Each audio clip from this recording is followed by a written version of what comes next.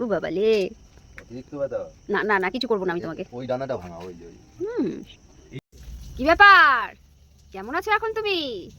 এখন অনেকটা সুস্থ, দাঁড়িয়েছে। হ্যাঁ, সকালবেলা একদম শুয়ে পড়েছিল, আমি তো ভাবলাম উঠতেই পারবে না। হ্যাঁ, যখন নিয়েছি ও তো মরে গেছিল, একদম মুন্ডু শুধু চোখটা ক্লিক ক্লিক করছিল। কোথায় পেলে, কোথায়? এই গাছে, নিম গাছের উপরে ছিল। মানে ডানায় ডানায় লাগলো কি করে? ওর ডানা ওই যে ঘুড়ি সুতো বেঁধে গেছে। চিন্তা করো, এই ঘুড়ির সুতো মানে কাল, 15 কত মিনিট বড় time পাখি। লেগেছে ওকে খুলতে। আরে ভালো হয়ে গেলে খুব ভালো, লেগেছে তো। ঠিক হয়ে যাবে। মলমপট্টি করালাম আজকে, আবার ব্যথার ওষুধ কত খাইয়েছি। বড় বলো, এটা চিল। হ্যাঁ, দেখো না, এটা চিল। এখন মানে উঠতে পারছে না তাই তো, কিন্তু সাবধানে রাখতে হবে। রাত্রিবেলায় খাঁচায় দিয়ে দেবে, খাঁচায় দিয়ে দেবো। টাইম মতো খাওয়া টাওয়া পেলে না। দেখে ভয় চলে যায়।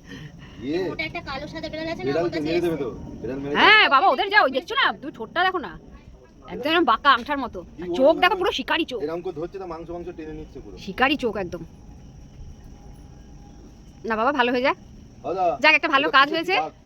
ওকে কিন্তু বাঘ উদ্ধার দেখেছো? করেছে শ্রীবাস, আর হচ্ছে সকালে অনেকটাই খারাপ অবস্থা ছিল, এখন অনেকটা আরে ওই ভালো, তো। সুস্থ হয়ে যাবে, সুস্থ হয়ে যাবে, ভালো হয়ে যাবে বাবা।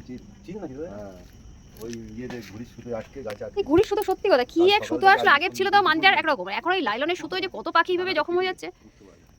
ভালো যাবে বাবু, ভালো যাবে। সপ্তাহখানি আমাদের খাঁচা টাচা রেডি করে রেখেছি পকেটে।